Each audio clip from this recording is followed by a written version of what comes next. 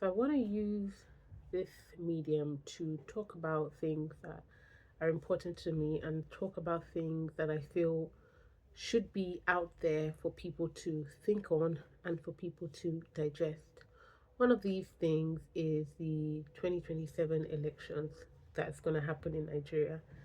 Now, if you know anything about Nigeria, if you're a Nigerian and who's been keeping up, you know that 2027 is do or die. People are not coming to play, people mean business. And with that spirit in mind, I want us to ask ourselves, what do we want to get out of 2027? What is it that we want to see in Nigeria? What is it that we hope to achieve with free and fair elections? Because it's one thing to have the zeal to fight. It's one thing to believe in the Nigeria that works, to believe in the judiciary system, in politicians, and in the people doing the right thing. But it's another thing to understand what it is you're fighting for. So why do you want a Nigeria that works?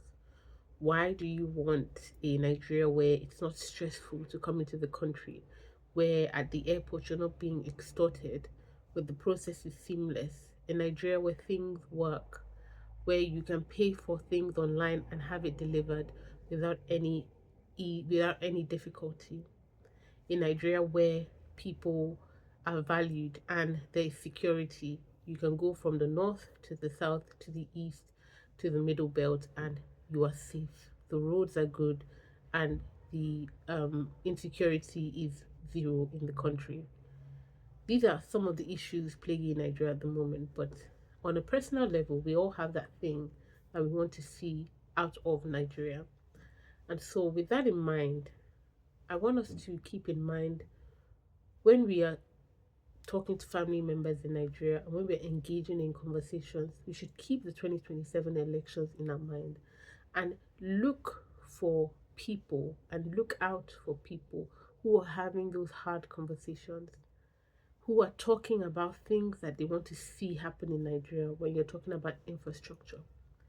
I want us to be having engaging conversations, conversations that are critical, not just to complain, but to actually sit down and say, what does a working Nigeria look like? For someone like me who's a Nigerian and who is living in abroad, one of the things that I am much passionate about is electricity. I believe that electricity in 2027 is a right. Every human being should be connected to the grid. Every human being, every Nigerian should have access to electricity. And I understand, feeding, food, and other things are equally important. But the reason for me why electricity and making sure people are connected is that we live in a digital world. We live in a world where people are online, where you can connect to people across the globe in different continents just by means of the internet. How will you have access to the internet if you don't have a phone or a device that can get you connected? This device has a battery. This battery needs to be charged. If you want to have training for people, we've gone past an age where you have to have physical in class training.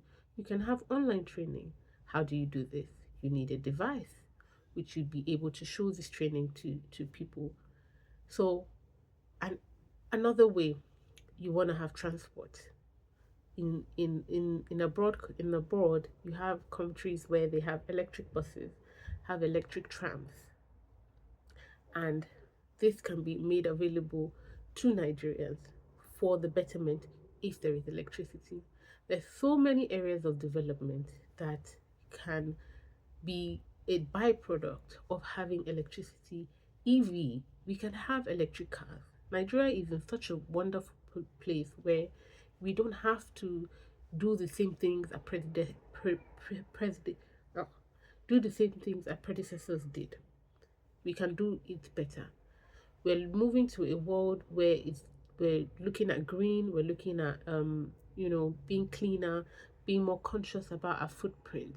Nigeria can have EV vehicles. Nigeria can have electricity and then use this to power electric vehicles and partner with companies who will make EV vehicles for the Nigerian people so that it is cheaper and more affordable.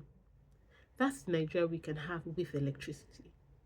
We can have a system that is based on an electricity network where things are connected to the grid.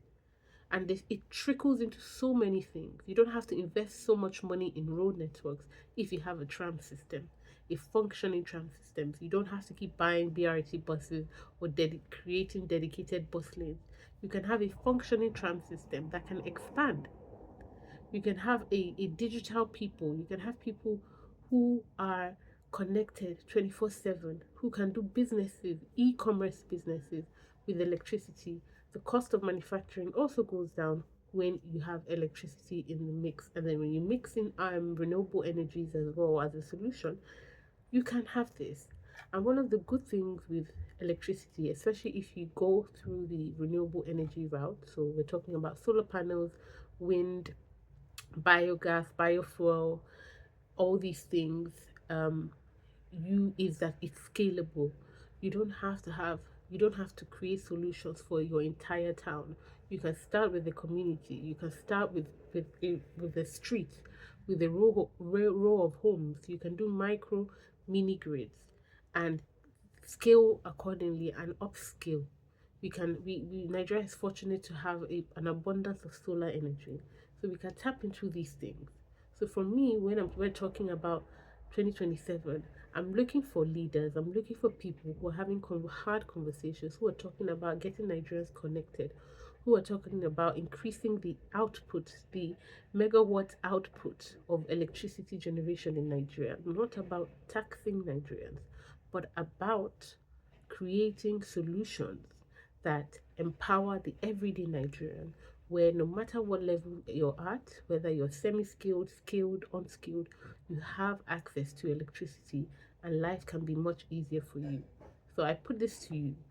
What do you want to see for 2027? Why do you want a free and fair Nigeria, a free and fair election? What are you hoping to get out of 2027? And follow me on this series of mine where I'm just going to be having conversations that we should be having before the 2027 election so that we become informed, we become more intelligent, and also we can make informed decisions when it comes to choosing leaders that will bring about the Nigeria that we all deserve.